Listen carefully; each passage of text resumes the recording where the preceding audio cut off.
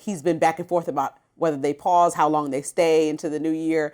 I think that there needs to be a long-standing solution. So seeing military uniformed people on the streets that can apprehend but can't actually really do too much more than that, can't make arrests. We need to figure out what the long-term solution looks like. So while it might deter crime to have the presence there, what about speaking to these mayors and governors and coming up with a long-term plan that may require getting more local, community affiliated people who understand the area and not just pulled from California to come to other cities, police on the ground, or people that can handle, like you said, this Mom Donnie's proposing, social workers to deal with certain issues, organizations that help get kids off the street that are maybe have no parenting or limited parenting, that have parents that are working 2 and 3 jobs, to not just be in the street with boredom and idle minds for kids sometimes is not a great thing, and community organizations, and figure out how to put all those things in a pot, help governors and mayors and come up with some long-term solutions that actually create better cities and long-lasting results,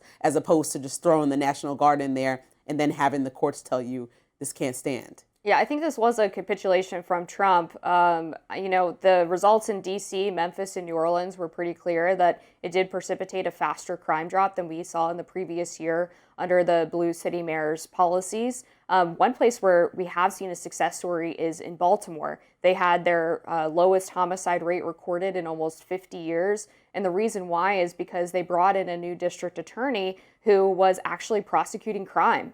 He decided to tackle quality of life crimes like carjackings and break-ins and petty theft, and also instituted a mandatory minimum for gun offenses. And so cracking down on those lower level offenses deterred murderers, because often murderers are people who have had multiple offenses prior but were released from the system and allowed to continue living in society.